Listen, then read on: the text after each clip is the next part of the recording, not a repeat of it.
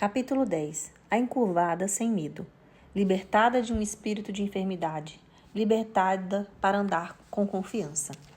Era um sábado como qualquer outro. Porém, assim que abriu os olhos, Maria não tinha ideia de que sua vida seria mudada naquele dia.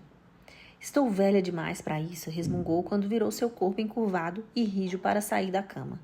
Gostaria de ficar em casa hoje, mas é sábado. Ela pendurou as pernas na beira da cama e colocou os pés no chão frio e duro. Os olhos viram e os pés sentiram a superfície suja e em desordem onde passava as horas de vigia. Pelo menos na cama posso ver os céus através da janela, o passarinho empoleirando e o rosto das pessoas que amo. Ela disse gemendo, mas nem mesmo uma velha como eu pode ficar na cama o dia inteiro. Assim que se levantou, se é que podia dizer isto, Maria preparou-se para mais um dia no qual ficaria olhando para baixo, para o chão sujo, para as pedrinhas na estrada e para os pés enlameados do que passavam por ela. Fazia 18 anos que ela vivia encurvada por um espírito maligno que a atormentava dia e noite. A enfermidade não surgira de uma só vez, foi progredindo aos poucos, como se alguém estivesse empilhando tijolos em sua nuca, uma a um, dia após dia. Suas costas começaram a encurvar-se lentamente como um caniço sobre um peso invisível, até o ponto de a coluna ficar paralela ao chão, formando uma corcunda no lugar onde havia uma postura firme e perfeita. Não aguento mais ficar olhando para os pés, ela resmungou. Mas pelo menos consigo enxergar, consigo ouvir, consigo falar. Tenho muitas coisas para agradecer, por isso hoje vou assistir ao culto na sinagoga. Maria passou um pente nos cabelos grisalhos e emaranhados, cobriu a cabeça com o véu e calçou as sandálias nos pés enrugados. Em seguida começou a andar desajeitadamente em direção ao templo. Sua estrutura a impedia de erguer os olhos para procurar o local reservado às mulheres na sinagoga. Por isso ela acompanhava os pés femininos para encontrar seu assento nos fundos e nas últimas fileiras do templo. Mesmo sem conseguir ver o rosto dele, ela sabia que o homem que se levantou para falar não era o mestre da lei costumeiro. Assim que ele se aproximou da tribuna, o povo começou a agitar-se como se fosse um enxame. É Jesus, começaram a dizer. O mestre de que todos falam, aquele que cura enfermidades. É Jesus, é Jesus. Sem fazer caso do burburinho, Jesus começou a ensinar. Ao contrário de todos os homens que ela ouvira antes, Jesus falava com autoridade e compaixão. Pela primeira vez na vida, alguém explicou as escrituras de uma forma que fazia sentido para ela. Ela explicou as verdades espirituais com exemplos do dia a dia que dava vida aos seus ensinamentos. Ah, como eu gostaria de ver o rosto dele! Ela orou silenciosamente. Assim que as palavras percorreram a mente de Maria, Jesus parou de falar. Ela não podia vê-lo, mas ele podia vê-la. Um silêncio pairou sobre o local. Mulher, vem à frente, ele chamou. Maria esforçou-se para endireitar-se no banco e a fim de ver com quem ele estava falando. Ele está falando com você, a mulher ao lado cochichou. Está olhando diretamente para você. Maria não sabia exatamente o que fazer. Jesus estava pedindo que ela saísse do local reservado às mulheres na sinagoga e atravessasse um lugar que separava as mulheres dos homens. Estava chamando-a para pisar em território proibido. Após alguns momentos de luta interna, a fé venceu o medo e Maria levantou-se. Não podia ver o rosto das pessoas, mas sabia que todos os olhos estavam grudados em seus passos cambaleantes. As mulheres admiraram sua coragem. Os homens franziram a testa diante da sua audácia. Homens e mulheres abriram caminho para ela passar. Depois de longos momentos de esforço doloroso, Maria finalmente chegou à frente da multidão, ao centro do palco. Jesus curvou-se e colocou a mão na corcunda na qual as costas dela se transformaram, deixando-as paralela ao chão. Ela sentiu um movimento quente percorrer seus músculos paralisados enquanto os anos de rigidez desapareciam. Como um fantoche nas mãos de um marionetista, Jesus endireitou-a. Pela primeira vez em 18 anos, sua coluna encurvada ficou igual a um cedro altaneiro. A enfermidade física que a definira havia ido embora, e ela fitou os olhos naquele que a libertara. Mulher, ele disse, você está livre da sua doença. Lágrimas de alegria desceram por seu rosto envelhecido, e as palavras dos salmistas percorreram-lhe as veias. Mas tu, Senhor, és o escudo que me protege. És a minha glória e me fazes andar de cabeça erguida. Salmos 3:3. Obrigada, Jesus, ela gritou. Obrigada, Jesus. Dando meia volta, ela ergueu as mãos em louvor a Deus. Riu com delicadeza e as pessoas alegraram-se com ela. Não se sentia mais como o chão sujo para o qual era forçada a olhar todos os dias. Estava livre. Uma análise mais cuidadosa. Vou lhe contar porque amo essa história. Amo-a porque, embora não tivesse ficado paralisada fisicamente por 18 anos, fiquei paralisada emocionalmente pelo mesmo espaço de tempo. A paralisia apresenta-se de formas variadas. Falaremos deste assunto daqui a pouco, mas por hora vamos fazer uma análise mais cuidadosa de uma irmã que foi libertada para voltar a dançar. Certo sábado, Jesus estava ensinando numa das sinagogas, Lucas 13:10. Quase prendendo a respiração quando uma história começa com essas palavras, era sábado. Sei imediatamente que Jesus está prestes a provocar um alvoroço. Ele sempre demolia as barreiras de quem, que, quando e onde que os líderes religiosos haviam construído. Nessa primeira sentença, temos o indício de que Jesus desprezaria o quando. Era sábado e ele decidira a fazer algo. E ali estava uma mulher que tinha um espírito que a mantinha doente havia 18 anos. Ela andava encurvada e de forma alguma podia endireitar-se. Lucas 13:11. Agora Lucas diz, quem? Uma mulher. Barreira número 2. Ao vê-la, Jesus chamou-a à frente. Lucas 13:12. O templo de Herodes localizava-se no monte no qual se avistava a bela cidade de Jerusalém. Foi construído por Herodes e seus filhos em 18 a.C. e em 63 d.C. Embora a maior parte tivesse sido completa, no ano 9 a.C., a ornamentação continuou por mais de 72 anos.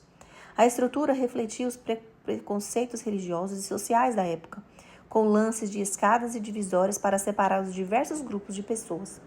A área externa, o átrio dos gentios, era um local de livre acesso, e todos os judeus e gentios tementes a Deus.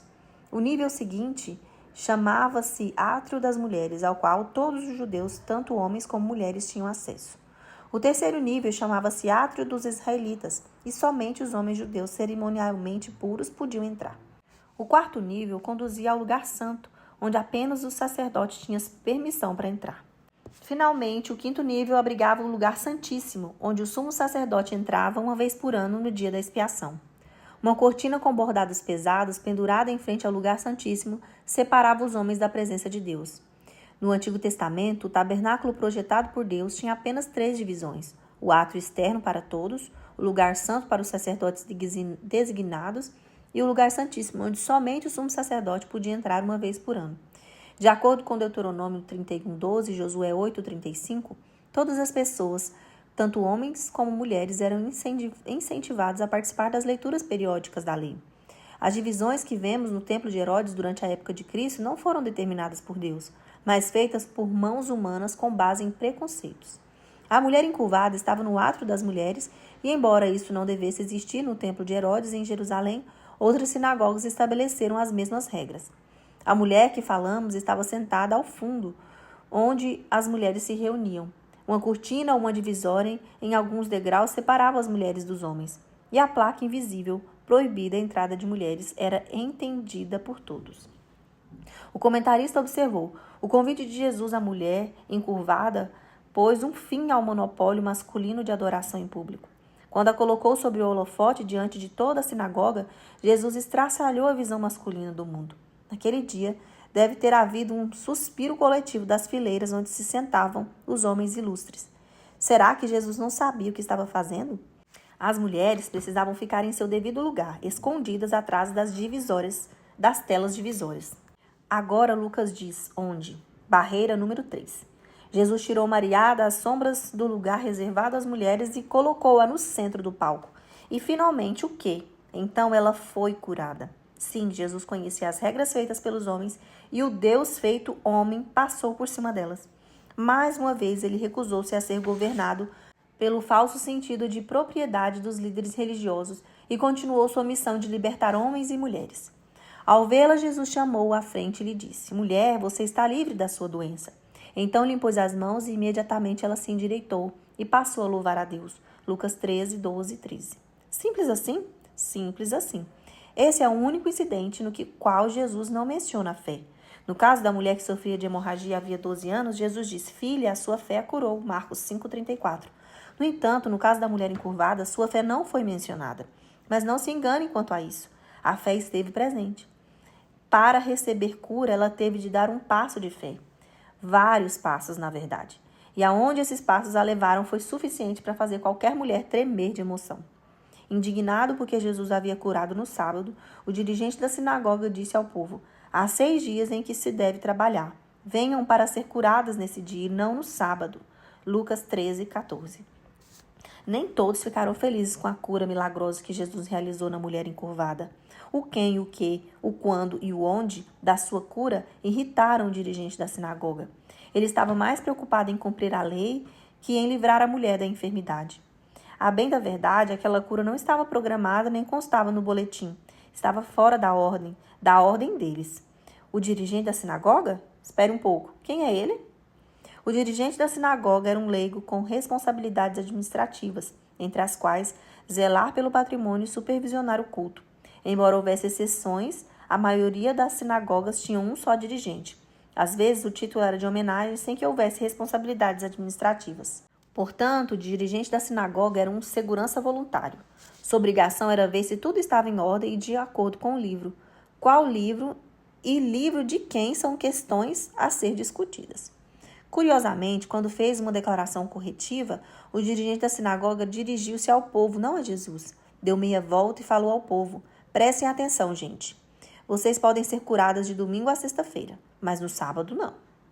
Estamos aqui para prestar culto, não para ser curados. O sábado deles também é conhecido por sabá. Imaginem esta cena. Imagine que você está na igreja, bem no meio do sermão, o pastor desce do púlpito e faz sinal para que um homem numa cadeira de rodas vá à frente. O homem roda sua cadeira pelo corredor e para a beira da plataforma. O pastor olha o homem nos olhos e diz: Harry, Deus está curando você hoje. Você não precisa mais de cadeira de rodas. Levanta-se e ande. Assim que o homem se levanta pela primeira vez em 18 anos, a congregação aplaude com entusiasmo, misturados com lágrimas e louvores a Deus. De repente, um presbítero vai à frente e dirige à congregação. Parem tudo, ele começa a dizer. Esta cura não está programada para hoje. Não está impressa no boletim. Este não é o momento nem o lugar para curas, Harry. Volte na próxima semana para ser inscrito no programa. Que loucura seria! No entanto, é o mesmo sentido que temos quando o dirigente da sinagoga condena publicamente as ações de Jesus. Ele perdeu a alegria do milagre por causa de sua atitude impertinente. Em consequência disso, também perdeu o culto verdadeiro por causa de sua determinação canina de obedecer às regras feitas por homens. Curiosamente, o dirigente chamou o auto de cura de trabalho. Trabalho? Ele diz trabalho? Esse tipo de milagre exige trabalho de Deus, mas tudo o que temos de fazer é crer e receber. Jesus não precisou suar a camisa. Na verdade, a cura era uma tarefa fácil e agradável a ele. O Senhor lhe respondeu: hipócritas, cada um de vocês não desamarra no sábado o seu boi ou jumento do estábulo e o leva dali para dar-lhe água? Então esta mulher, uma filha de Abraão, a quem Satanás mantinha presa por 18 longos anos, não deveria no dia do sábado ser liberta daquilo que aprendia? Lucas 13, 15 e 16. O dirigente da sinagoga falou ao povo, mas Jesus respondeu diretamente a ele, fazendo uma correlação entre um animal preso no estábulo e a mulher presa pela enfermidade. Conforme mencionei antes, Jesus era muito intencional quanto ao quem, ao que, ao quando e ao onde de seus milagres. Não foi por um acidente que aquele milagre ocorreu no sábado. Jesus demonstrou que relacionamento era mais importante que religião, que pessoas eram mais importantes que trivialidades e que corações receptivos eram mais importantes que rituais repetitivos. Se um jumento podia ser desamarrado no sábado, por que uma filha de Abraão não podia ser desamarrada de sua enfermidade? Será que o dirigente achava que os animais eram mais importantes que pessoas? Essa é uma boa pergunta para se pensar. Numa cultura que trata melhor dos animais domésticos do que algumas pessoas, certamente temos algumas opiniões invertidas sobre a importância da vida criada à imagem de Deus e da criação feita para nos alegrar. Porém, de acordo com a reação do dirigente da sinagoga, aquilo não era nenhuma novidade. Jesus disse palavras preciosas a respeito daquela mulher. Chamou-a filha de Abraão. Não encontramos essa expressão em nenhum lugar do Antigo Testamento. Vários homens são chamados de filhos de Abraão, mas só depois da chegada do libertador é que vemos essas mesmas palavras de carinho e honra serem usadas para referir-se a mulheres. Penso que houve outro motivo para a mulher ter endireitado o corpo naquele dia na sinagoga. Jesus fez mais que curar as costas dela, restaurou sua dignidade como pessoa, mostrando-lhe que ela era preciosa para Deus. que era herdeira da mesma forma que os homens de tudo que Deus prometera a Abraão. 18 anos. Quem contou a Jesus que ela estava encurvada havia 18 anos? Não li isso em nenhum lugar do texto. Será que Jesus tinha aquela informação porque conhecia cada dia da vida dela? Será que ele sabia os dias que estavam marcados para ela? Os dias em que permaneceria encurvada e os dias em que seria liberta? Acho que sim. Tendo dito isso, todos os seus oponentes ficaram envergonhados, mas o povo se alegrava com todas as maravilhas que ele estava fazendo. Lucas 13:17. Alguns louvaram a Deus pelo que Jesus havia feito. Outros, fingindo ser piedosos, torceram o nariz, mas ela não se importou com o que os outros pensavam, estava curada. E quer saber? Jesus também não se importou com o que os outros pensavam. Havia uma mulher encurvada e havia alguém com poder para libertá-la. Ela não seria mais conhecida como a mulher encurvada. A partir de agora, seria conhecida como a mulher que Jesus curou, libertada de um espírito de enfermidade. Eu estava dentro de um táxi, percorrendo as ruas da cidade do México, superlotada de gente, quando a avistei. A mulher tinha cerca de 1,20 m de altura, costas encurvadas até a cintura no ângulo de 90 graus, dedos retorcidos e mãos fechadas, como se fosse uma cadeira de ponta cabeça. Seu rosto ficava paralelo à calçada suja. Era assim que ela via o mundo. Acompanhei-a com o olhar, vendo-a andar desajeitadamente enquanto o táxi tentava vencer o trânsito congestionado. Eu a vi, mas ela não me viu. Não podia me ver. Só via pés. Sharon, veja, minha filha. Deus parece dizer, quando você ler sobre a mulher encurvada, nunca mais a veja como personagem de uma história. Veja-a como vê essa mulher agora. Carne e sangue, verdadeira e relevante. Minha filha, sua irmã. Deus lembrou-me mais uma vez de que as mulheres da Bíblia eram pessoas verdadeiras como você e eu. Não podemos nos esquecer disso. E embora não sejamos encurvadas fisicamente, a maioria de nós é encurvada emocionalmente. Vemos pés, pessoas passando para cuidar de sua vida agitada, vemos chão, os erros que cometemos ao longo dos anos, vemos lixo, o sofrimento que as outras pessoas nos afligem, muitas vezes consequência de nossas decisões mal feitas.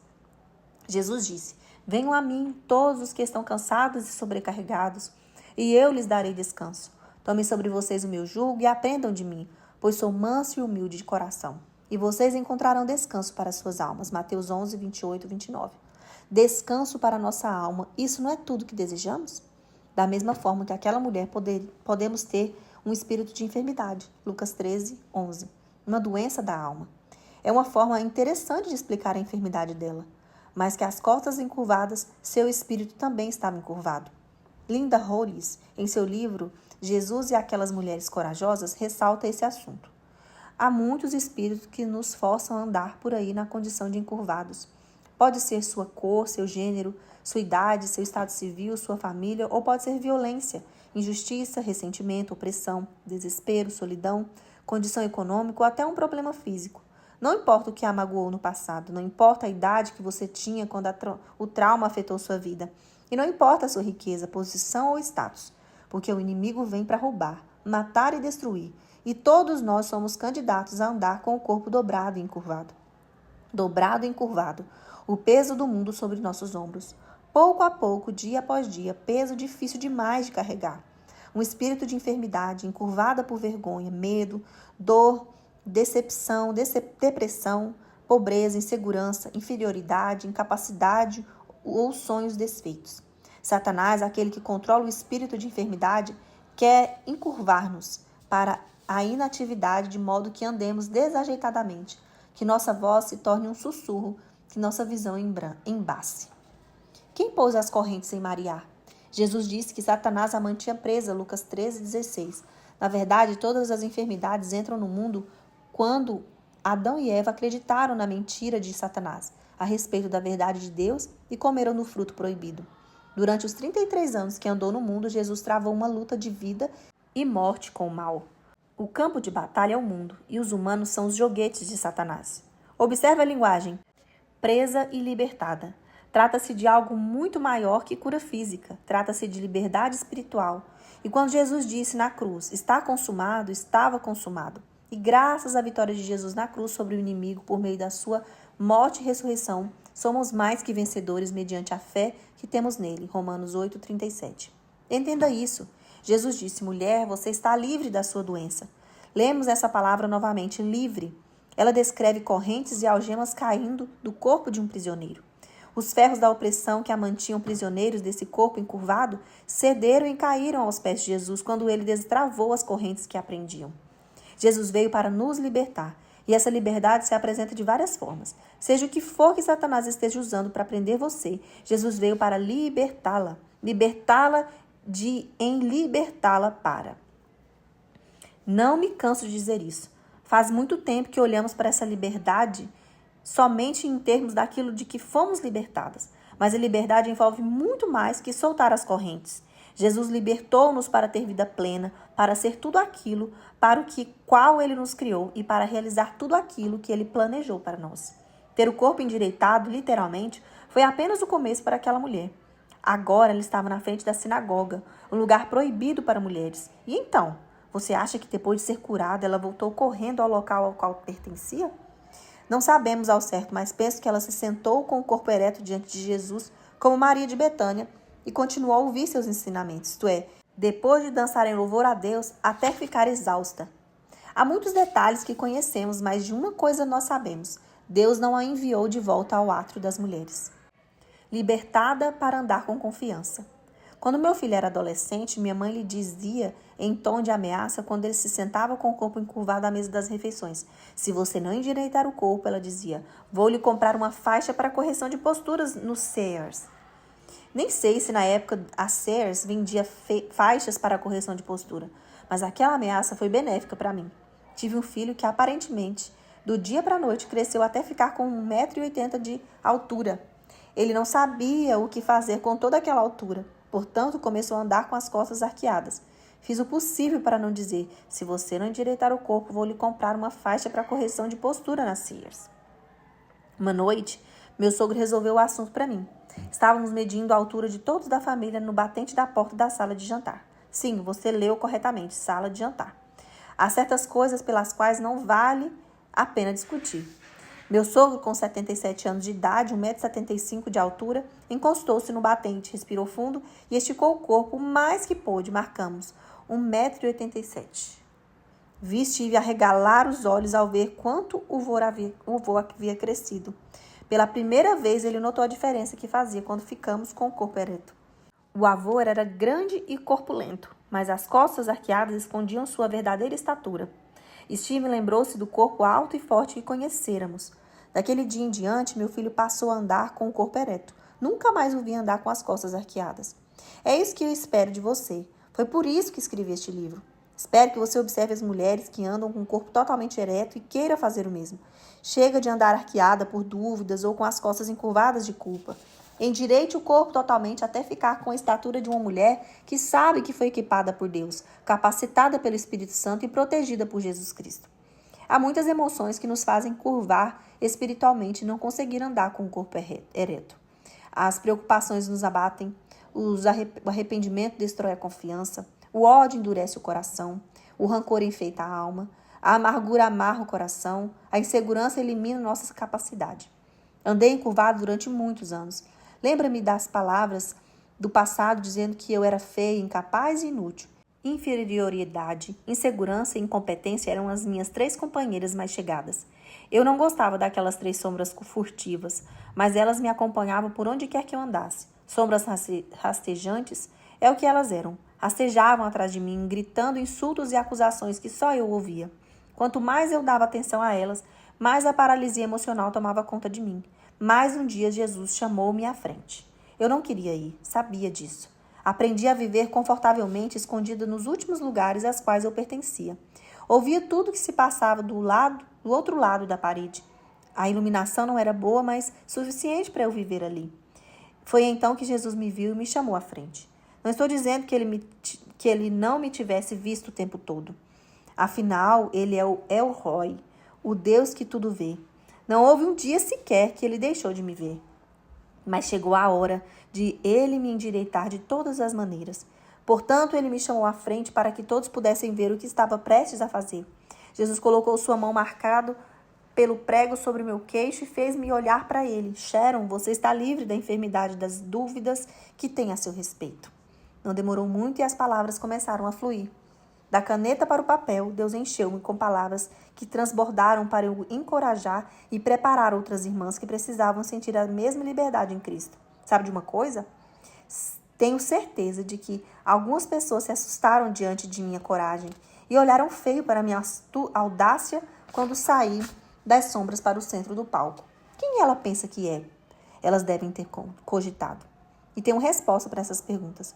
Sou uma mulher encurvada que Jesus libertou. Ele diz que sou filha de Deus, luz do mundo, sal da terra, noiva de Cristo, redimida, piedosa, escolhida, embaixadora, santa, noiva. E é isso, só para começar. E amiga, se você conhece Jesus como Salvador, Ele diz o mesmo para você. Portanto, estou aqui hoje e você está segurando os meus livros nas mãos. Uma mulher encurvada emocionalmente foi endireitada e sustentada por Deus. Existe alguma coisa em sua vida capaz de paralisar seu espírito? Rancor, amargura, ressentimento, culpa, tristeza, preocupação, arrependimento, comparação? Se existe, solte as amarras e jogue-as fora. Deus diz que somos ovelhas e as ovelhas não são animais de carga. Não fomos feitos para carregar fardos tão pesados com nossas pernas fracas. Se tentarmos, andaremos encurvados sobre uma pressão que não deveríamos suportar. Ah, amiga, Jesus está chamando você nesse momento. Abandone os fardos que a impedem de ser tudo aquilo que Deus deseja que você e tudo aquilo que Ele planejou para você. Jesus veio para libertá-la. Levante-se com o corpo ereto. Está sentindo a pressão das mãos dele em suas costas encurvadas? Está sentindo o dedo indicador dele embaixo do seu queixo? Não tenha dúvida nenhuma de que você escolheu este livro para ler, porque Deus está chamando para sair das sombras e ir ao centro do palco com Ele. Ele está vendo você e a hora é esta. Você esteve sentada no último banco por muito tempo, com as costas encurvadas. Agora chegou. A hora chegou, mulher. Você está livre da sua doença. Liberta-me da prisão e renderei graças ao teu nome. Salmo 142, 7.